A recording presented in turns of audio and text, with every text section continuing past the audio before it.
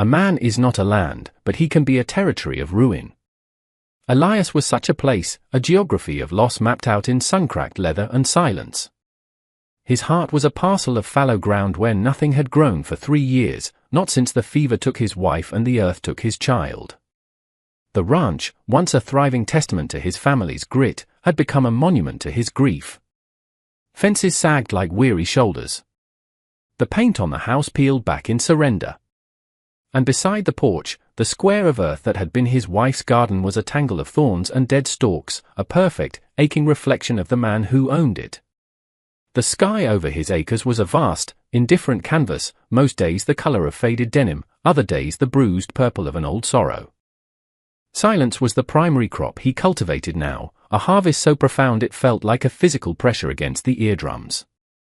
It was a silence built from the absence of a woman's laughter and a child's footsteps, a quiet so complete it had its own sound, a low hum of nothingness that had become the soundtrack to his days. He moved through his chores with the grim economy of a man serving a life sentence, his movements stripped of all but necessity. He fed the cattle, patched the same recurring holes in the water trough, and stared at the horizon, waiting for a sunset that promised only another dawn just as empty. He was a ghost haunting the ruins of his own life, a sentry guarding a tomb. He had forgotten the language of hope, the grammar of connection. His world had shrunk to the space between his hands and the work they had to do, a lonely kingdom of dust and duty. Then, one Tuesday, the dust on the horizon thickened into a plume, announcing an invasion. It was Jed, a man whose soul was as barren as Elias's land but without the excuse of tragedy. Jed's truck, a rattling cage of rust and malice, tore up the drive and shuddered to a halt. In the passenger seat was a ghost of a different kind. A woman. Small, still, with eyes that held the deep, polished quiet of ancient stones. Jed hauled her out like a sack of feed. She was Chinese, her face a porcelain mask of dignity that seemed utterly alien in the harsh glare of the Wyoming sun. "Found you a wife, Elias," Jed sneered, the words a spray of gravel. "Payment for that poker debt you can't cover. Figured your house could use a woman's touch. Or something. The cruelty was the point. It was a prank painted in the colors of human trafficking, a joke whose punchline was the desecration of Elias's grief. Jed knew about Elias's wife. Everyone did. To bring another woman here, to call her a wife, was an act of profound violation. Elias's hands clenched into fists, the knuckles white, but the anger was a cold, familiar stone in his gut, too heavy to throw. He said nothing. The woman said nothing. She stood between the two men, a point of stillness in a vortex of cruelty and sorrow. Jed shoved a worn carpet bag at her feet, laughed a sound like stones grinding together, and climbed back into his truck. "Don't say I never gave you nothing," he called out, and then he was gone, leaving behind only the settling dust and a silence that was suddenly, terribly, occupied. Elias looked at the woman. Her gaze was level, unblinking. She was not pleading, not crying, not afraid. She was simply there. A fact he had no framework to process. He felt the cold inertia of his grief wash over him. He couldn't help her. He couldn't help himself. He gestured with his chin toward the old shed, the one that used to hold tack before it fell into disuse. "There," he rasped, his voice rough from disuse. It was all he could offer. A roof. A shelter from the indifferent sky. He turned his back on her then, on the problem she represented, and walked toward the barn, feeling the weight of her eyes on his retreating figure. He was a territory of ruin, and she was an unwelcome surveyor, standing at his border. The first week was a conversation spoken in the language of slammed doors and averted eyes. Elias rose before dawn, the habit of a lifetime he couldn't shake, and found she was already awake. He would see her silhouette in the dim light, a motionless figure by the shed, watching the sun bleed color into the eastern sky. He left a plate of bread and jerky on a crate near her door, a transaction, not a kindness. It was fuel. He needed her gone, but he was not a man who would let another human starve on his land. It was a conflict of duties, a war between the memory of his own humanity and the crushing weight of his despair. He worked with a frantic, punishing energy, hoping to sweat out the image of her still presence. But she was indelible. a question mark branded onto his landscape. He felt her watching him as he mended the fence line, her gaze a silent weight he could not shrug off. He expected tears, or pleas, or an attempt to run. He received only a profound and unnerving stillness. She did not trespass. She did not speak. She stayed within the small circle of her exile, the shed her lonely embassy. Her silence was different from his. His was a hollow, echoing chamber of loss. Hers felt ancient, deep, and deliberate, a well of quiet that hinted at a strength he could not comprehend. It unnerved him. His solitude had been a fortress, now it felt like a shared prison cell. One afternoon, he saw her from the corner of his eye, sweeping the porch of the main house with a makeshift broom fashioned from a fallen branch. The soft, rhythmic scrape of twig on wood was an intrusion, a sound of domesticity that had been absent for 3 excruciating years. He wanted to yell, to tell her to stop, to leave the dust where it lay, a fitting shroud for a dead house. But the word caught in his throat, choked by a confusion he couldn't name. The porch was his wife's space. It was where she had shelled peas, where she had sung to their son, where her rocking chair had worn smooth, gentle grooves into the floorboards. The woman's careful, methodical sweeping felt like an archaeological dig into his freshest wound. He retreated into the barn, the scent of hay and old leather a familiar comfort, but the sound followed him, a gentle rhythm of restoration that he could not escape. The next day, she washed the windows.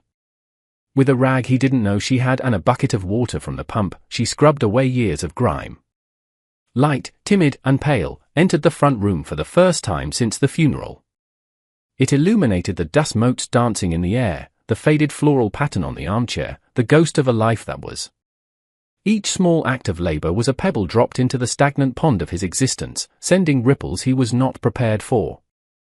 He saw her patch a sun-rotted curtain with thread she must have unraveled from the hem of her own dress, her fingers moving with a startling, graceful precision. She was not cleaning. She was mending. And in mending the house, she was trespassing on the sacred ground of his grief, challenging its supremacy with every quiet, determined motion. He watched her, his resentment warring with a flicker of something else, something terrifyingly close to gratitude. He did not know her name. He did not want to know it. To name her would be to acknowledge her, and to acknowledge her would be to let her in. And his heart was a locked room, the key long since buried. Then came the day she walked to the garden. It was a line he had drawn in his mind, a boundary she could not cross. That dead patch of earth was the holiest of holies, the very epicenter of his pain. It was his wife's soul, rendered in soil and stem. He saw her stand at the edge of it, her head bowed as if in prayer, and a raw, protective rage surged in his chest. He took a step forward, a harsh word finally forming on his lips, ready to expel her from this one last, inviolable place. But he stopped.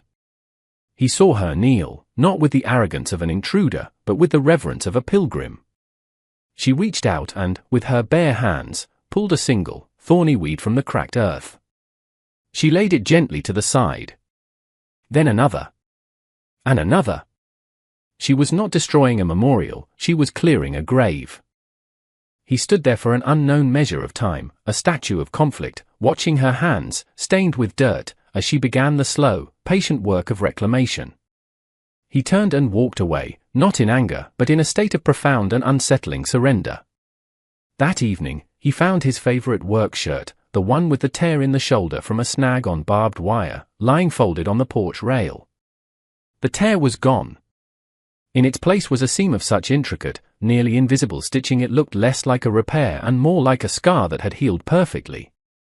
He ran his calloused finger over the threads. It was an act of impossible intimacy. She had touched his garment, poured her skill into it, and returned it to him, whole. He held the shirt to his chest, the scent of clean fabric and sun-dried cotton filling his lungs, and for the first time in 3 years, he felt the stone in his gut shift, just a little. The earth beneath his feet felt infinitesimally less solid. The following week, the dust returned. Jed's truck roared up the drive again, this time with a purpose that felt sharper, more predatory. He swaggered onto the porch, his eyes scanning the clean windows and swept floorboards with a look of smug amusement. Well, "Look at this," he drawled, his voice slick with contempt. "Tidied the place up for you. See? Told you she was useful." Elias stood by the barn door, his body rigid, his hands empty and aching. He was a spectator at his own desecration once more. The woman, whose name he still did not know, came to the door of the shed, her expression unreadable. Jed's eyes fell on her, and his smile widened into a leer. "Time's up, sweetheart. The joke's over. I've got a buyer in Cheyenne who'll pay a prettier price for you than this sad sack's poker debt." He took a step toward her, his intent clear. He was here to collect his property. And Elias, caught in the tractor beam of his past, did nothing. He was frozen, a monument to inaction. But the woman was not. She looked not at Jed, but past him, her gaze locking with Elias's across the dusty yard. Her lips, which he had never seen form a word, parted. Her voice, when it came, was not the whisper he might have imagined. It was clear, steady, and resonant, cutting through the oppressive air with the clean authority of a bell. She spoke 2 words, in perfect, unaccented English, a declaration that was also an accusation and a plea. "My husband." The words hung in the air, shattering the silence, shattering the dynamic, shattering everything. Jed stopped dead, his jaw slack with surprise. He looked from her to Elias, a slow, ugly understanding dawning on his face. This was no longer a prank. This was defiance. Elias felt the word strike him like a physical blow. My husband. A title he had not heard in years, a role he had abandoned. She had claimed him, had thrown a shield over herself and, in doing so, had thrown one over him, too. She had named him. She had given him back a part of himself he thought was buried forever. Jed's surprise curdled into rage. "Husband," he spat. "He ain't your husband. He's your keeper. And I'm your owner." He lunged for her, but the spell was broken. The world had shifted on its axis. The woman did not flinch. And Elias, for the first time, moved. He didn't know he was going to until his feet were already carrying him across the yard, closing the distance between himself and the threat. He planted himself between Jed and the woman, a human wall, a sudden and shocking answer to the name she had given him. The silence that followed was entirely new. It was not the silence of grief or the silence of observation.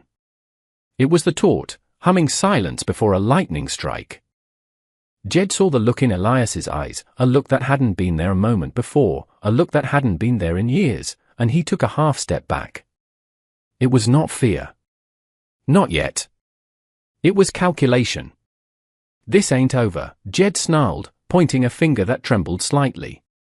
"Neither of you seem to understand how this works. I'll be back. And I'll collect what's mine." He stalked back to his truck, the swagger gone, replaced by a stiff-backed fury. He wrenched the door open, threw one last venomous look at the two of them standing together, and then tore out of the drive, leaving them in a cloud of impotent dust. They were alone again, but the space between them had been irrevocably altered. She had built a bridge with 2 words, and he, by taking a single step, had walked across it. He looked at her, truly looked at her, for the first time. Her eyes were not the eyes of a victim. They held depths of endurance he could only guess at. He gave a short, sharp nod, an acknowledgement of the treaty she had just signed on their behalf. Then he turned and walked to the dilapidated tool shed. He emerged a moment later with a rusty hoe and a 3-pronged cultivator. He walked over to the edge of her garden plot and set them down on the soil she had so painstakingly cleared. He met her gaze, and for the first time, his voice held something other than the rasp of disuse. It held a sliver of connection. "Leanne," he said, tasting the name in his mouth. He had heard Jed say it, a dismissive utterance. But when Elias spoke it, it sounded like a beginning. Her name was Leanne. And in that moment, in that shared space of defiance, she had made him her husband. The sky began to curdle. Over the next few days, the air grew thick and heavy, charged with an unspoken promise. A new quiet settled over the ranch, but this one was different. It was a silence of alliance, of shared anticipation. Elias worked, but his movements were charged with a new awareness. He was no longer just tending a dying ranch, he was fortifying a perimeter.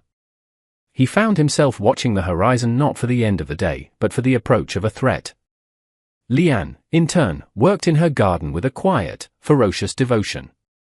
The first pale green shoots were beginning to push their way through the dark soil, fragile promises of life in a place that had only known death.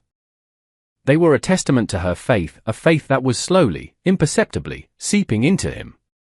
He found himself protecting that small patch of green as if it were the most important thing he owned. When a late frost threatened, he rose in the middle of the night and covered the tender sprouts with old burlap sacks he found in the barn. He did it without a word, and in the morning, she looked from the covered plants to him, and her eyes conveyed a gratitude so profound it needed no sound. They were a team, building something fragile in the shadow of a coming storm. The sky grew darker, the clouds assembling like a bruised and angry army. The wind began to pick up, whispering through the eaves of the house, a mournful prelude to violence. The cattle grew restless in the fields, sensing the shift in the atmosphere. The world seemed to be holding its breath. It was on the third day, as the first fat drops of rain began to fall, that the truck appeared again on the horizon. This time, it was not alone.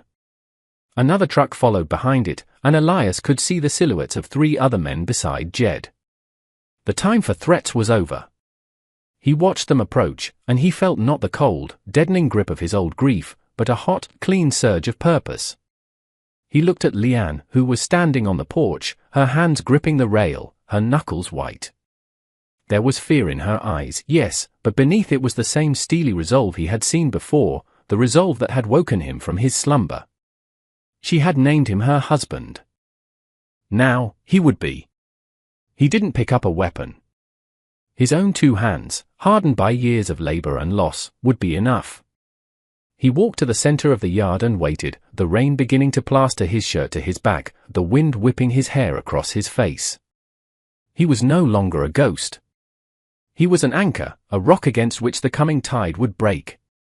Jed and his men spilled out of the trucks, their faces grim, their intentions plain.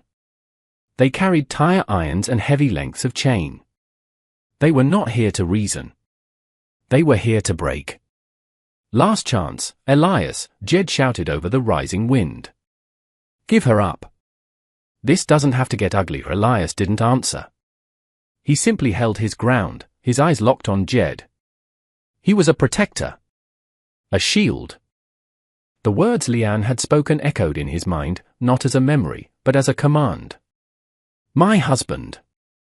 It was the truest thing in the world. Jed took it as his final answer. He motioned to his men, and they began to advance, fanning out to surround him. They moved with the lazy confidence of predators who believe their prey is already defeated. They were wrong. Elias saw the first man approach from his left, swinging a tire iron in a low, careless arc. Elias moved with a speed that surprised them, that surprised even himself. He sidestepped the blow, grabbed the man's wrist, and used his momentum to spin him off balance, sending him crashing into the man behind him. The fight was a blur of desperate motion, a chaotic ballet set to the music of the roaring wind and the drumming rain. It was not a fight for dominance or for pride. It was a fight for a garden. It was a fight for a mended shirt. It was a fight for the woman on the porch who had looked at his ruin and seen a home. Elias was a cornered animal, fighting with the ferocity of a creature defending its last hope. He took a blow to the ribs that stole his breath, a fist to the jaw that made his vision swim with stars. But for every blow he took, he gave one back, fueled by 3 years of dormant rage and a few weeks of burgeoning hope. He was no longer just Elias, the widower. He was Leanne's husband. And they would not touch her. The climax came when Jed, seeing his men faltering, charged in himself, his face a mask of fury. He swung a heavy chain, aiming for Elias's head. Elias, staggering, ducked under the blow, the chain whistling past his ear, and drove his shoulder hard into Jed's midsection.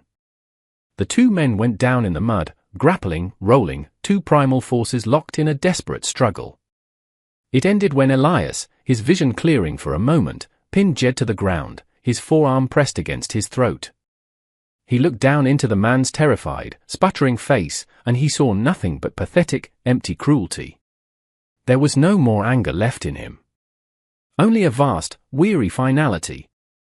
"Get off my land," Elias growled, the words torn from his throat. He pushed himself up, leaving Jed gasping in the mud. The other men, seeing their leader defeated, seeing the feral, unbreakable light in Elias's eyes, backed away. They dragged Jed to his feet and bundled him into the truck. The engine sputtered to life, and they retreated, vanquished, leaving only the churned mud and the cleansing rain behind. The storm broke then, in earnest. The heavens opened up, a torrential downpour that washed the blood from his knuckles and the dust from the air. Elias stood alone in the center of the deluge, his chest heaving, his body aching, but his soul, for the first time in an eternity, felt clean. He looked toward the house and saw Leanne standing there, no longer on the porch, but at the threshold of the open front door. She was waiting for him. He had defended his territory. Now, it was time to come home. He stumbled toward the house, each step a testament to the pain racking his body. The world tilted, his strength finally giving out, but before he could fall, she was there. She caught him, her small frame surprisingly strong, and guided him across the threshold, out of the storm and into the quiet warmth of the house. He collapsed into the armchair, the one his wife had favored, the one whose windows Leanne had washed clean. He was vaguely aware of her moving around him, her actions swift and efficient. She returned with a basin of warm water and a clean cloth. She knelt before him in the low light of the room, the sound of the rain against the roof a soothing rhythm. She said nothing. No words were necessary now. The battle had said everything that needed to be said. She gently took his bruised and blooded hand in hers, her touch sending a jolt of warmth through him. With the same infinite care she had used to tend her garden and mend his shirt, she began to clean his wounds. Her fingers were deft and gentle, tracing the lines of his pain, washing away the dirt and the blood. He watched her, his head leaned back against the chair, his vision blurry with exhaustion.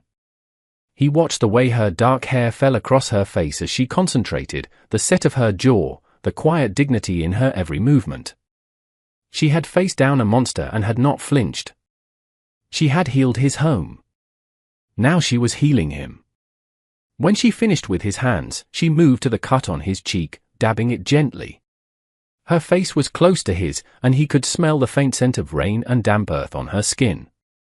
It was the scent of life.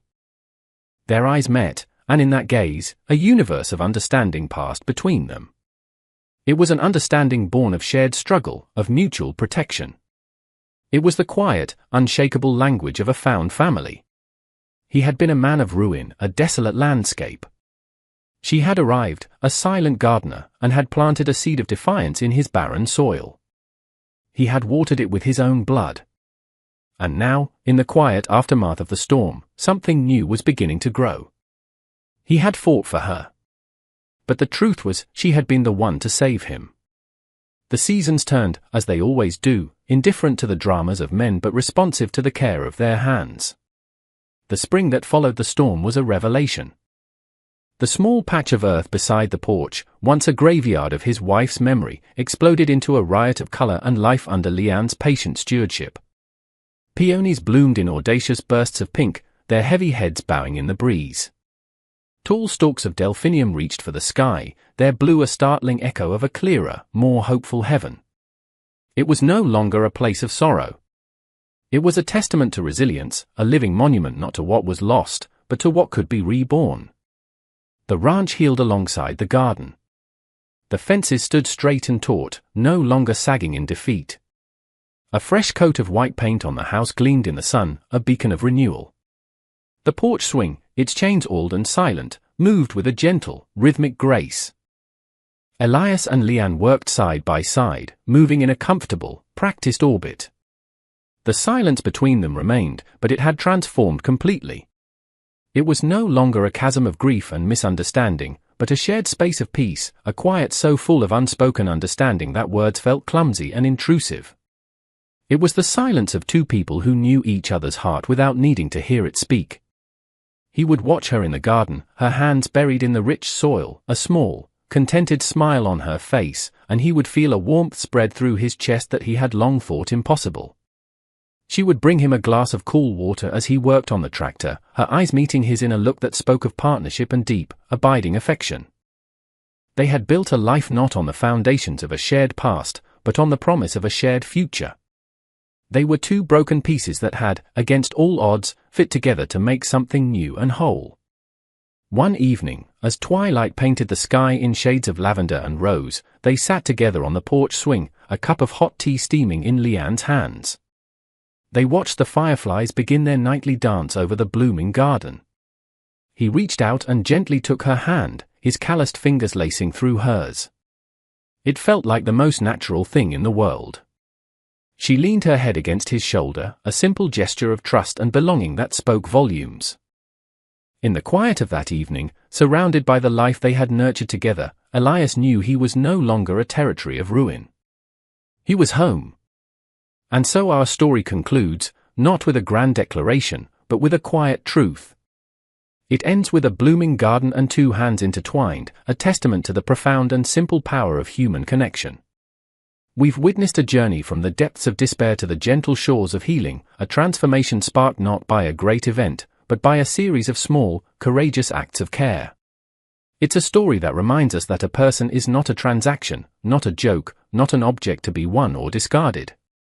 Every soul carries a name and a story, and possesses an inherent dignity that no amount of cruelty can extinguish.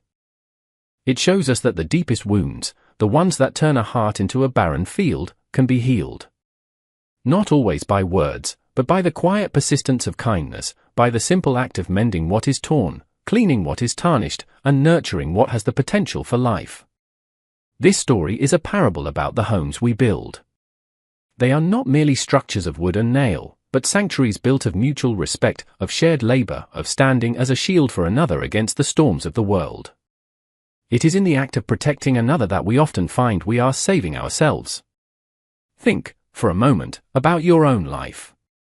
Who has been the gardener for your soul?